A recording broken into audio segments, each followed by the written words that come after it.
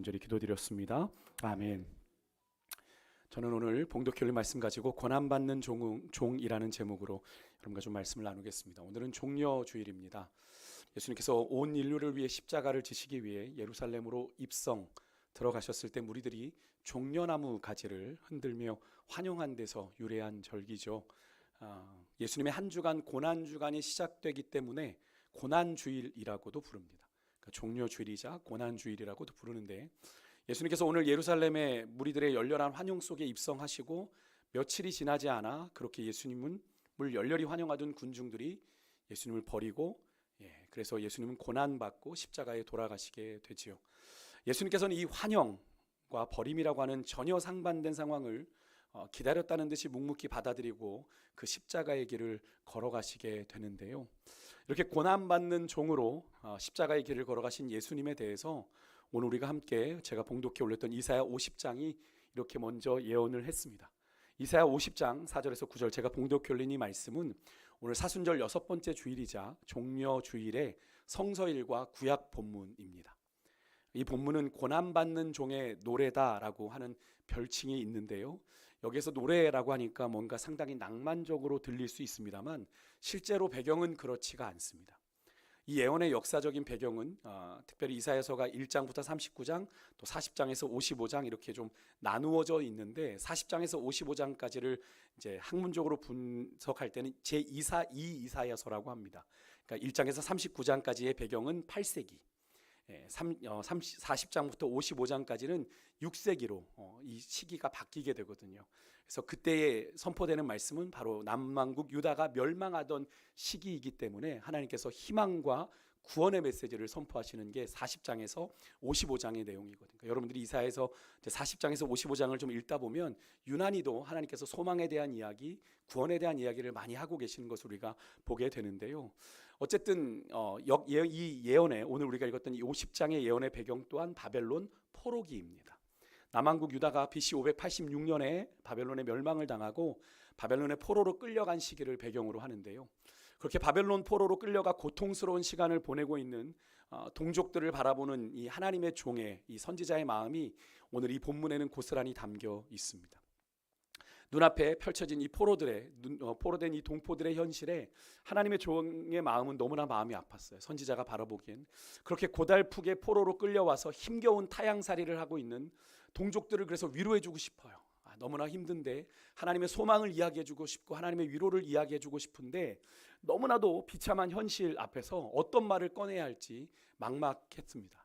그래서 오늘 본문 4절에 보면 이 선지자가, 이 고난받는 종인 이 하나님의 선지자가 하나님께 이렇게 기도를 하죠. 하나님께 학자의 혀를 달라고 간청하는 건데요, 이런 기도는 이런 전제를 하고 있죠. 선지자의 마음이 이런 겁니다. 상대의 처지, 아픔을 그냥 남의 이야기로 흘려보내지 않으려는 그런 선지자의 마음, 이런 마음을 우리가 사랑이라고 표현하는데, 저는 오늘 이 바벨론 같은 세상에서 하루하루를 힘겹게 살아가는 세상의 잃어버린 영혼들을 향해서 교회가 해야 될 역할이 바로 이런 것이지 않을까 하는 그런 생각을 해보게 되는데요. 하지만 사실 말로 누군가에게 위로를 전하는 것 쉽지 않은 일인 것 같습니다. 대부분의 경우는 자신과 직접적으로 관계되지 않는 한 위로를 건넨다는 그 말이 뭐가 됩니까? 빈말이 되기도 하고, 또 상투적으로 전하는 그런 위로의 말로 인해서 의도치 않게 그의 마음을 오히려 더 아프게 하는, 힘들게 하는 경우를 우리가 만나게 되기 때문인데요. 그래서일까 하나님께서는 학자의 혀를 구하는 이 선지자를 깨우치셔서 어떻게 하시냐면 학자처럼 들을 수 있는 귀를 열어주셨다라고 오늘 본문은 이야기합니다. 여기서 학자처럼 알아들을 수 있는 귀를 가지게 되었다는 건 누군가의 아픔을 허투루 지나치지 않고 그 아픔의 근원까지 살피는 마음을 갖고 싶다고 하는 이 선지자의 간절함에 대한 하나님의 응답으로 하나님께서 그 귀를 열게 하신 건데요. 눈에 보이는 대로 내가 판단하지 않겠습니다. 그들의 처지와 상황을 잘 살피겠습니다. 그리고 그들의 이야기 안으로 깊이 들어가 함께 하겠습니다라고 하는 그 선지자의 공감하는 그 마음을 하나님이 귀하게 보셔서 그의 귀를 열어주셨다, 깨우쳐서 그의 귀를 열게 하셨다라고 말씀하시는데, 저는 여러분과 저에게도 이런 하나님이 당신의 종 선지자에게 주셨던 이 학자같이 알아듣는, 누군가의 아픔을 진심으로 경청하고 공감해 줄 수 있는 그런 은혜로운 귀가 여러분과 저에게 있으시기를 축복합니다. 이를 위해서 우리가 무엇보다도 우리가 그렇게 누군가의 이야기를 잘 경청하고 듣고 공감하려면 하나님의 말씀을 잘 듣는 귀가 있어야 됩니다. 4절에 보면 오늘 선지자가 아침마다 하나님께서 자신의 귀를 깨우치셔서 자기가 학자같이 잘 알아듣게 되었다라고 고백을 하는데요. 여러분, 누군가의 형편, 누군가의 사정을 우리가 진심으로 공감하고 듣기 위해서는 무엇보다도 그 영혼을 향한 주님의 마음을 우리가 알아야 되는 거죠. 그래서 우리가 그런 주님의 마음을 알기 위해서는 하나님의 말씀을 잘 듣는 그런 귀가 있어야 하는 건데요. 그래서 우리를 위해 고난받는 종이 되신 예수님도 복음서에 보게 되면 이 땅에서 인간의 몸을 입고 오셔서 주의 사역을 감당하시다가 수시로 어디로 가셨습니까? 한적한 곳으로 나가 기도하는 시간들을 가지셨죠. 기도하는 시간을 통해 무엇을 우리가 알 수 있을까요? 예수님의 기도는 한 번 나오죠. 마지막 겟세마네에서 하는 그 기도를 통해 미뤄봤을 때 예수님은 수시로 한적한 곳에 나아가 인간의 몸을 입고 오셨기 때문에 주님의 길을 걸어가는 것에 대해서 늘 갈등했을 겁니다. 그런 갈등이 그에게 밀려올 때마다 주님 앞에 나아가 어떻게 했어요? 하나님의 뜻을 다시 붙잡았던 거죠. 하나님의 뜻을 다시 깨달았던 거죠. 하나님의 마음을 헤아렸던 겁니다.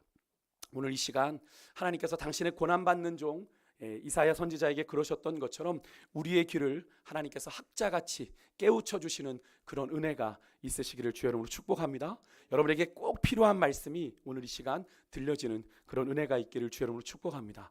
이것이 먼저 앞서 십자가의 길을 걸어가신 주님의 길을 따라가는 우리의 첫 걸음인데요. 그래서 오늘 본문에 보면 하나님의 종 선지자의 그런 간절한 간구가 하나님으로부터 응답됐고 그는 이런 고백을 해요. 5절을 우리 같이 한번 좀 읽어보겠습니다. 5절 말씀입니다. 같이 읽습니다. 시작. 주 여호와께서 나의 귀를 여셨으므로 내가 거역하지도 아니하며 뒤로 물러가지도 아니하며. 선지자는 하나님께서 귀를 여셔서 말씀하신 그 응답을 통해 자기를 향하신 하나님의 뜻이 무엇인지를 분명하게 깨우칩니다. 내가 하나님의 뜻이 나를 향하신 하나님의 뜻이 무엇인지를 깨우쳤기 때문에 이제는 어떻게 한대요? 내가 하나님의 말씀을 거역하지도 아니하고 내가 뒤로 물러가지도 않겠다. 내가 주님의 뜻을 온전히 따라가겠다라고 하는 아주 단호한 믿음의 다짐을 선언하고 있는데 분명 하나님께서 당신의 종 선지자에게 간구한 대로 응답하셔서 그에게 위로하는 말, 또 듣는 학자의 길을 허락해 주셨기 때문에 이 선지자가 하나님의 택한 백성을 위로하는 그의 길은 분명히 하나님이 보내신 사명의 길이 틀림이 없는데 그런 사명의 길을 감에 있어서 하나님께서 그 길을 좀 형통하게 열어주셔야 되는데 이어지는 6절의 말씀은 그런 우리의 예상을 빗나가요. 6절 말씀 보면 이렇게 기록합니다. 나를 때리는 자들에게 내 등을 맡기며 나의 수염을 뽑는 자들에게 나의 뺨을 맡기며 침뱉음을 당하여도 라고 이렇게 이야기를 해요. 뭔지는 모르겠지만 선지자를 때리는 자들이 있고 선지자의 수염을 뽑고 선지자의 뺨을 때리며 침을 뱉는 자들이 있다라는 거예요. 아주 모욕적이고 수치스러운 광경이죠. 게다가 주변에 누구 하나 선지자의 편을 들어주지 않습니다. 옹호해 주지도 않아요. 모두가 하나가 되어서 공개적으로 선지자를 핍박하고 공격하는 상황이 지금 벌어진 건데요. 대체 지금 선지자에게 무슨 일이 벌어진 걸까요? 당시에 여러분 유대인들을 포로로 끌려갔던 바벨론은 유대인들을 유대인뿐 아니라 여러 민족들을 끌고 갔지만 그들을 강경책으로 몰아붙이지 않았습니다. 그들을 종교를 박해하지도 않았고요. 그들을 어렵게 노예로 막 부리지도 않았습니다. 이 포로들에게 유아 정책을 썼어요. 그들이 비록 포로이지만 자기 사유 재산도 가질 수 있게 했고요. 주거의 자유도 있었고요. 잘만 하면 관직에도 오를 수 있었습니다. 누가 그렇게 올라갔죠? 바벨론 시대에 다니엘이 그렇게, 그죠? 다니엘과 세 친구들이 그렇게 관직에 올라갔죠. 바벨론이 시키는 대로만 하면 그들은 얼마든지 바벨론 제국에서 포로 신세이지만 나름 편하게 살아갈 수 있는 여건이 펼쳐지게 된 겁니다. 그러고 보니까 유대인들은 바벨론 생활에 점점 익숙하게 되고 적응하기 시작을 한 겁니다. 그들의 삶에 하나님이 없다는 것 빼고는 모든 것이 다 살만해지게 된 거예요. 그런데 하나님의 언약 백성인 이스라엘에게 여러분 하나님이 없는 삶이 그렇게 간단한 문제입니까? 아니죠. 그들은 하나님 없이 바벨론 같은 세상에 사는데 익숙해져 버렸고요. 그런 가운데 선지자가 외치는 하나님을 바라보는 하나님 신앙이 이제는 그저 귀찮고 성가시게 된 겁니다. 그래서 하나님의 위로와 소망을 전하는 이 하나님의 종 선지자를 듣기 싫다고 그의 입을 때리고 그의 수염을 뽑고 그에게 침을 뱉었던 거예요. 그로부터 500여 년 뒤에 고난받는 종으로 이 땅에 성육신하신 예수님 시대에 이스라엘 백성들이 예수님에게 그렇게 했던 것처럼요. 하지만 하나님의 종인 선지자는 자신을 때리는 그런 이들에게 자신의 등을 맡기고 수염을 뽑는 이들에게 자신의 뺨을 내어주고 침 뱉는 이들에게 얼굴을 피하지 않은 채 이사야 53장 7절의 말씀처럼 마치 도수장으로 끌려가는 어린 양같이 털 깎는 자 앞에서 잠잠한 양같이 그의 입을 열지 아니하고 하나님께로부터 보냄을 받은 자신의 그 사명의 자리를 오롯이 지켜냅니다. 그것이 하나님의 종으로서 자신에게 주어진 길이라는 걸 분명히 믿었기 때문에 그렇게 한 거죠. 어떻게 이럴 수 있었을까 싶습니다. 이유는 한 가지예요.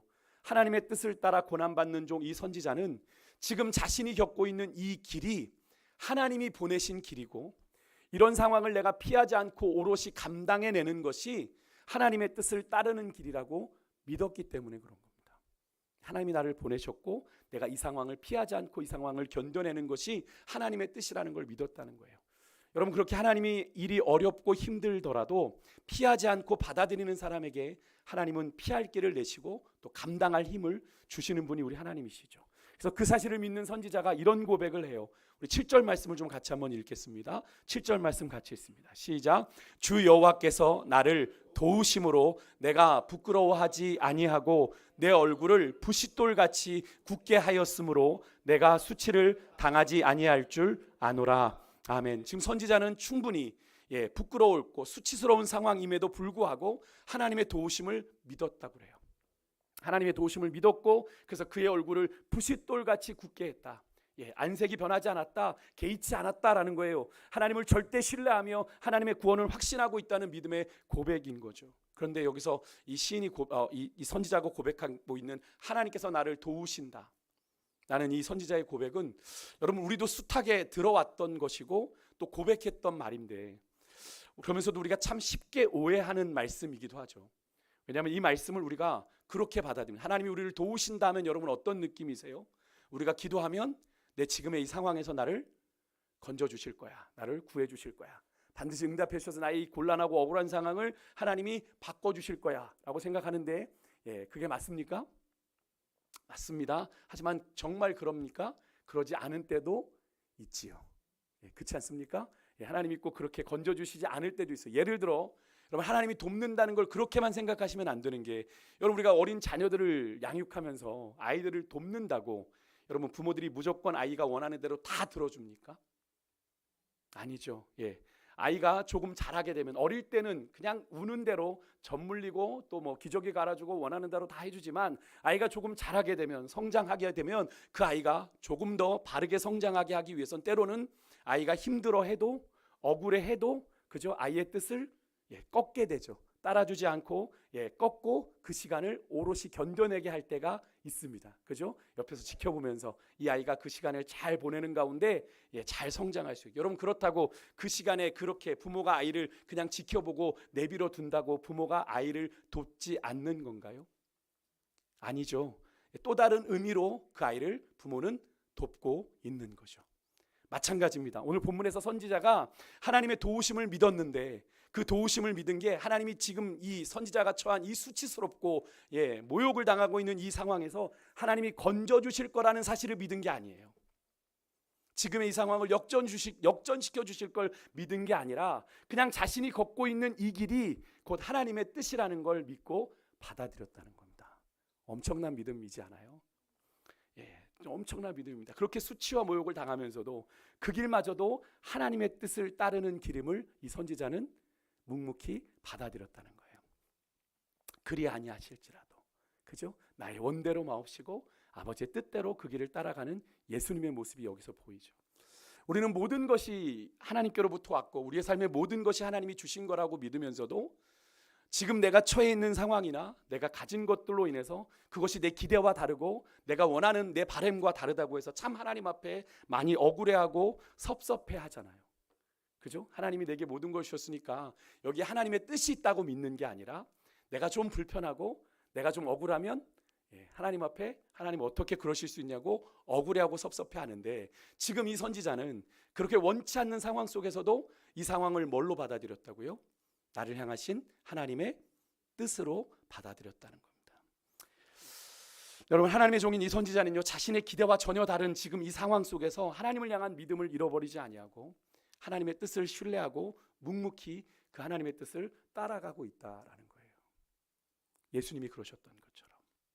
사실 오늘 본문의 8절과 9절에 이 선지자가 선포한 대로라면 하나님은 이 당신의 뜻을 받아들이고 기꺼이 따르는 이들을 이런 수치와 모욕에서 당연히 건져주시고 도와주시는 분이어야 되거든요. 8절 9절 한번 읽어보겠습니다. 8절 9절 같이 있습니다. 시작. 나를 의롭다 하시는 이가 가까이 계시니 나와 다툴 자가 누구냐? 나와 함께 설지어다. 나의 대적이 누구냐? 내게 가까이 나아올지어다. 보라, 주 여호와께서 나를 도우시리니 나를 정죄할 자 누구냐? 아멘. 어떠십니까? 선지자는 분명히 당당하게 선언해요. 주님이 나를 의롭다 하시는데, 주님이 나를 도우시는데 나와 다툴 자가 누구고 나를 정죄할 자가 누구냐? 이 믿음의 고백 속에는 오로지 누구를 향한 믿음이 고백되고 있어요? 하나님을 향한 고백. 하나님만 인정하시면 내가 비록 수치를 당해도 모욕을 당해도 나는 굴하지 않겠다. 여러분, 이 고백 속에서 누군가의 고백이 또 생각나지 않습니까? 저는 이 말씀을 준비하고 이 본문을 묵상하면서 사도 바울이 로마서 8장에서 누가 우리를 그리스도의 사랑에서 끊으리요? 환난이나 기근이나 위험이나 적신이나 위험이나 칼이랴. 그죠? 누구도 그 어떤 것도 우리를 그리스도의 사랑에서 끊을 수 없느니라 라는 고백과 동일한 고백을 이 선지자는 하고 있는 거죠.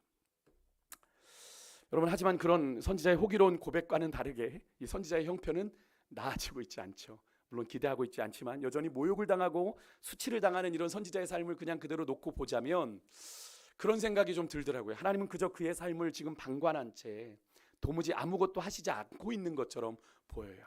그죠? 선지자가 그렇게 지금 수치를 당하고 있는데, 근데 그럼 이것이 과연 선지자의 삶만 그러합니까? 혹시 여러분, 우리들의 삶과는 전혀 상관없는 이야기인가요? 사실 저는 이 본문을 묵상해 보면서 우리의 삶도 이럴 때가 있지 않나. 우리가 인생을 살아가면서 하나님이 부재하시다라고 느낄 때가 종종 있지 않습니까? 하나님 어디 계십니까? 하나님 정말 살아계시는데 어디 계십니까? 왜 나를 이 공고함 가운데 보지 않으십니까? 왜 나를 기억하지 않으십니까? 고백할 순간 상황들이 여러분 있지 않으세요? 분명 하나님이 도우신다는 말씀을 들어도, 그러니까 그런 말씀을 들어도 그렇게 하나님이 도우신다고 하는 거 믿는 나만 바보 같은 짓 하는 거 아닌가? 그죠? 나만 올바르게 산다고 믿음대로 살아도 나만 세상에서 좀 바보같이 사는 것 같은데, 믿음 없는 목사의 고백인가요? 전 가끔 그런 생각이 들더라고요. 하나님의 부재를 경험할 때, 하나님 이런데도 오롯이 하나님의 뜻을 이루는 그런 길을 나만 가야 됩니까? 왜 나만 그런 길을 가야 되는 겁니까? 그런 질문을 던지게 되더라고요. 여러분들은 그러지 않으신 것 같은데, 대체 하나님은 어떤 방식으로 여러분 우리를 돕고 계시고 있는 걸까요? 우리는 그래서 세상에서 이런저런 쥐를 둘러봅니다. 여전히 하나님 우리 인생에 개입하셔서 우리를 좀 어렵게 하고 우리의 뒤통수를 치고 우리를 곤곡해 하는 자들을 하나님이 막 따끔하게 벌을 주시고, 그죠? 우리의 상황과 문제들을 좀 해결해 주시고 우리의 억울함과 수치를 역전시켜 주시는 그런 아주 그런 일들 자주 보이십니까?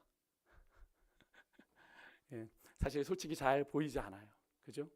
혹 그런 일이 있었다고 해도 곧 지나가고 다시 하나님을 향한 억울함, 또 서러운 일들이 우리의 삶에 가득 생기는 것을 우리가 경험하게 되는데, 사실 우리가 사는 인생이 실제로 하나님의 구원이라고 하는 것을 실감하는 일들보다는 그렇지 않은 상황과 사건들이 더 많이 일어나게 되는 것을 우리가 경험하게 되지 않습니까? 그래서 혹자는 인생이 너무 가혹한 것 아니냐 이렇게 얘기도 하는데, 이런 우리들이 오늘 이사야서에서 만난 이 고난받는 하나님의 종처럼 이 어렵고 이 불공정해 보이고 이 폭력적인 이 현실 앞에서도 우리가 오롯이 믿음의 길을 걸어가기 위해서 필요한 하나님의 도우심이 있는데, 그것은 주님의 뒤를 따라가는 겁니다. 예수님이 어떻게 걸어가셨기에? 예수님은 사람의 인정을 구하지 않으셨잖아요. 누가 인정하시는 길을 걸어갔습니까? 하나님이 인정하시는 그 길을 오롯이 걸어갔거든요. 여러분, 그 믿음의 길이 바로 하나님께로부터 인정받고 하나님으로부터 용납받는, 하나님이 인정하시면 족하리 하는 마음으로 인생의 길을 걸어가는 거예요. 여러분, 십자가는 그 자체로는 실패고 좌절입니다. 절망이에요. 하지만 그렇게 사람들이 다 비웃고 조롱한 그 외면한 그 수치스러운 십자가에서 하나님께서는 예수님을 당신의 아들로, 받아주시는 그런 현장이 되었죠. 여러분, 그것을 누구의 입을 통해서 고백하게 하셨습니까? 오늘 성서일과의 복음서 본문이 마가복음 15장인데요. 거기 37장 39절, 우리 37절 39절을 함께 우리 화면 올고 좀 읽어보겠습니다. 같이 읽겠습니다. 시작. 예수께서 큰 소리를 지르고 숨지시니라. 예수를 향하여 섰던 백부장이 그렇게 숨지심을 보고 이르되 이 사람은 진실로 하나님의 아들이었도다 하더라. 아멘. 예수 그리스도께서 그렇게 십자가에 죽으시는 6시간 동안의 그 모든 장면을 그 앞에서 보았던 백부장, 이 사람은 유대인이 아니라 로마 백부장입니다. 이방인이에요. 그런데 이 로마 백부장이 마지막 고백으로 이 사람은 진실로 하나님의 아들이었다고 고백합니다. 여러분, 어떻게 유대인도 아닌데 이방인인 로마 백부장이 그런 엄청난 신앙 고백을 할 수 있었던 걸까요? 예수님의 제자 가운데도 베드로밖에는 이런 고백을 한 사람이 없어요. 근데 어떻게 이방인이었던 이 백부장이 이런 고백을 할 수 있었을까요? 저는 전능하신 하나님이 그 이방인의 입을 통해 그렇게 십자가의 현장에서 고백하게 하심으로 예수 그리스도께서 누구이심을, 하나님의 아들이심을 선언하게 하신 거죠. 여러분, 우리를 구원하시기 위해서 스스로 고난받는 종이 되신 예수님은 끝까지 십자가의 고난을 참으사 죽기까지 순종하심으로 당신이 하나님의 아들 되심을 증거하셨습니다. 믿으십니까? 왜냐하면 하나님께서 아들을 보내주신다고 말씀하셨기 때문에요. 사실 오늘 이 고난받는 이사야의 이 노래나 고난받는 종으로 그 십자가에 걸어가신 예수님의 이야기는 그저 그냥 남의 이야기가 아니라 오늘 이 시대를 그리스도인이란 이름으로 살아가는 여러분과 저의 이야기가 되어야 됩니다. 여러분, 그리스도인이란 무슨 뜻이라고 말씀을 드렸습니까? 그리스도를 따르는 사람입니다. 그래서 조금 더 풀면 그의 길을 따르는 사람입니다. 사도행전 11장 26절에 보면 안디옥에서 예수 믿는 자들이 그리스도인이라고 처음 불렸습니다. 왜 그렇게 불렸을까요? 그들이 예수님은 이미 죽었는데 예수님의 그 길을 따라가고 있는 거예요.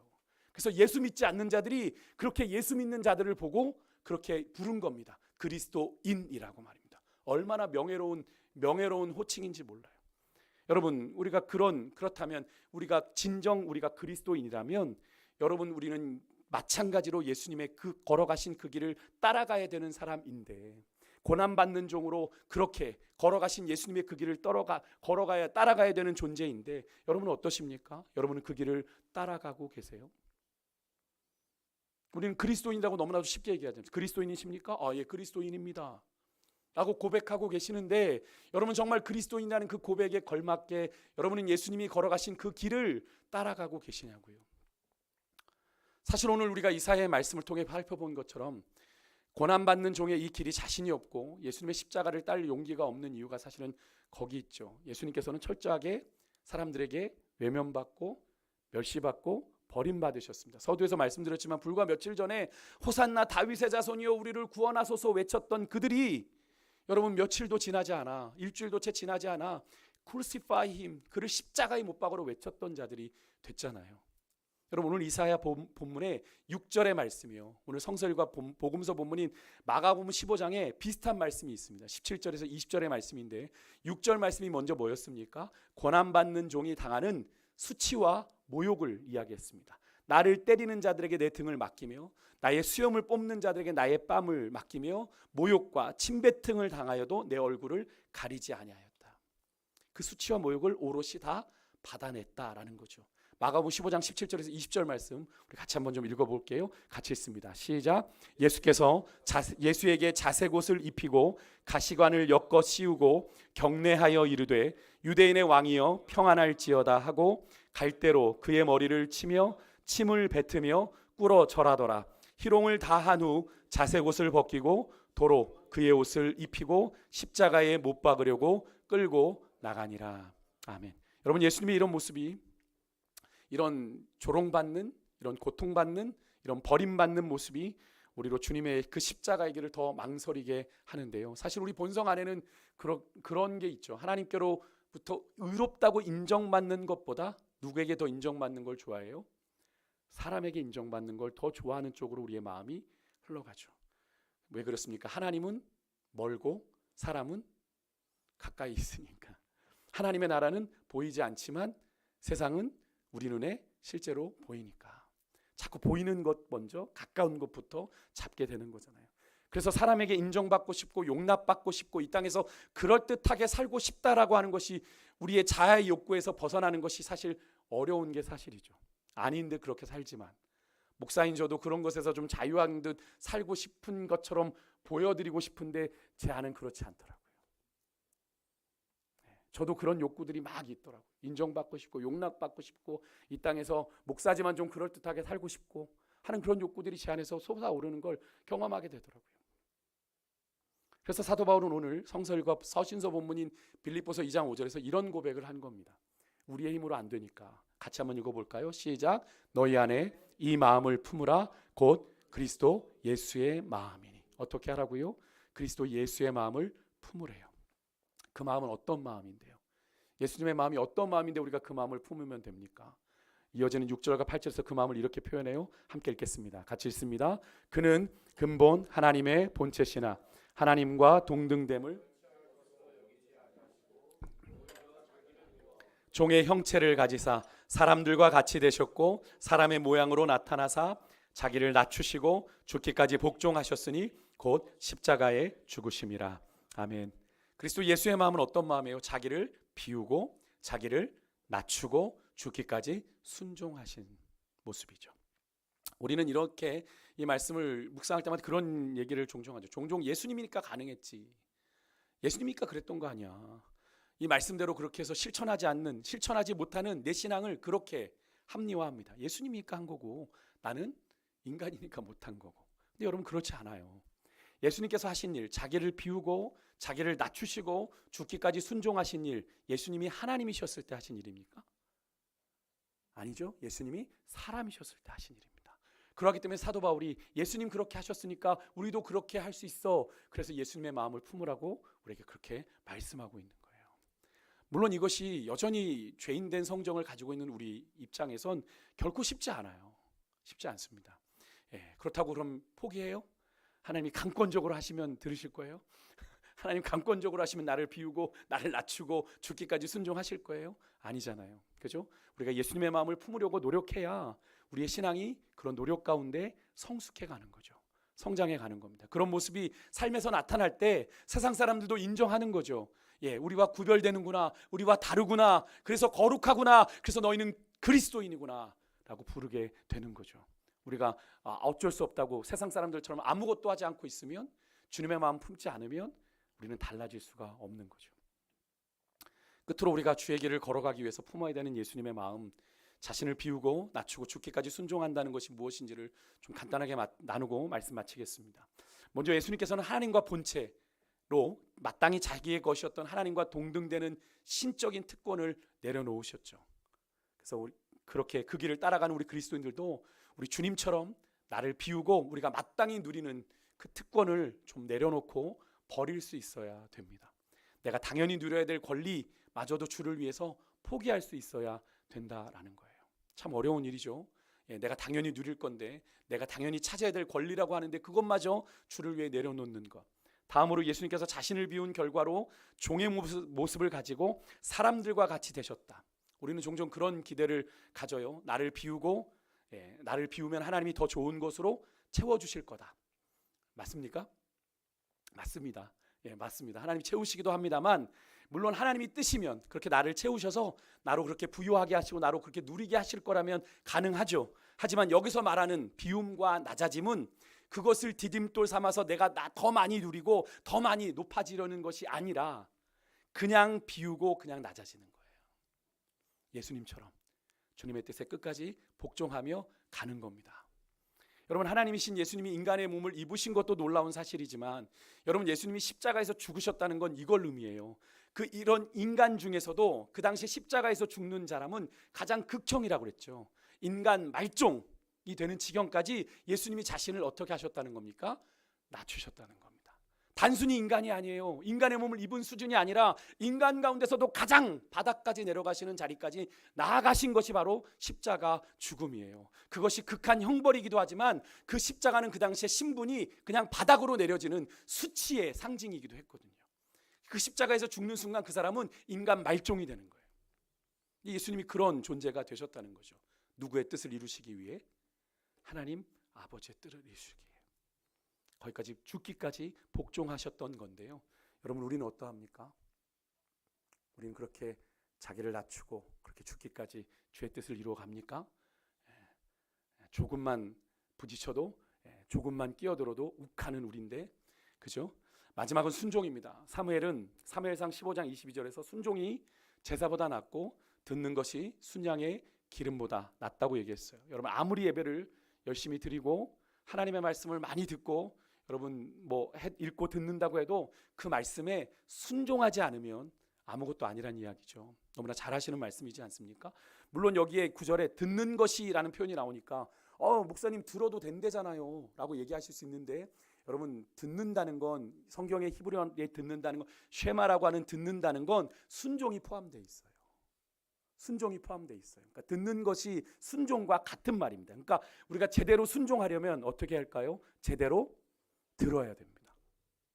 제대로 순종하려면 제대로 들어야 돼요. 하나님의 말씀을 내 마음대로 생각하고 해석해서 여러분의 신앙의 지침으로 삼으면 아무리 오래 신앙생활해도 여러분 하나님의 말씀에 온전히 순종하는 삶을 살 수가 없어요. 내게 달면 삼키고 쓰면 뱉는 그런 식의 말씀에 반응을 하면 거기서 올바른 순종이 나올 수 있을까요? 아니죠. 하나님은 늘 우리에게 좋은 이야기만 하시지 않습니다. 우리로 깨닫게 하시기 위해서 때로는 호되게 우리를 꾸짖으실 때도 있거든요. 근데 그것을 듣기 싫다고 귀를 막으면 우리는 어떤 기회를 놓치게 되는 건가요? 하나님께 돌아갈 기회를 놓치게 되는 거거든요. 여러분, 예수님은 순종의 결과로 어디까지 이르셨습니까? 죽음에까지 이르셨습니다. 그래서 여러분, 순종에는 고통이 따라요. 반드시 고통이 따릅니다. 왜 그렇습니까? 우리의 육신의 본성을 거스려서 하나님의 뜻에 나를 굴복시켜야 되니까. 그게 쉽게 잘 되지 않는 거죠. 근데 거기에는 분명한 게 있습니다. 세상이 줄 수 없는, 세상의 가치로는 매길 수 없는 주님으로 말미암는 참된 기쁨과 만족이 있다라는 걸 여러분 믿으시길 바라요. 순종하는 길에는 하나님이 주시는 주님으로 말미암는 참된 기쁨과 만족이 있습니다. 죽기까지 순종하시는 예수님처럼, 그런 주님을 온전히 따르고자 날마다 죽노라 고백했던 사도 바울처럼 그렇게 나를 쳐서 나를 주님께 복종시키는 그런 하나님의 사람들 되시기를 주의 이름으로 축복합니다. 그렇게 이번 한 주간 그렇게 십자가의 길을 따라 순종하며 나아가기로 결단하는 여러분과 제가 되기를 원하는데, 마지막으로 우리가 알고 있던 빌립보서 2장 5절의 말씀을 좀 다른 버전으로 보니까 표준 세번역 버전이 있는데요. 이 마음을 품으라고 하니까 우리가 이렇게 생각할 수 있어요. 그 마음만 품으면 되겠네, 마음만 먹으면 되겠네. 근데 여러분, 그런 뜻이 아니에요. 표준 세번역을 보면 이렇게 번역합니다. 그리스도께서 너희들에게 보여주신 태도를 배워라. 그러니까 여러분, 어쩌면 조금 추상적일 수 있잖아요. 그리스도의 마음을 품는다라는 게 조금은 추상적일 수 있어요. 마음만 먹으면 되는 거니까. 그런데 그렇게 마음만 먹는 게 아니라 우리의 삶의 구체적인 태도의 변화, 삶의 변화가 있어야 된다. 누구처럼? 예수님처럼. 여러분, 오늘 말씀을 통해서 여러분들이 마음에 깨닫는 것에서 그치지 않으셨으면 좋겠고요. 이번 한 주간, 고난주간의 길을 걸어가게 되는데 구체적인 우리의 태도의 변화로, 삶의 변화로 주님 앞에 더욱더 가까이 나아가는 여러분과 제가 될 수 있기를 주의 이름으로 축원드립니다. 우리 시간에 같이 아까 마지막 불렀던 예수 닮기를 우리 같이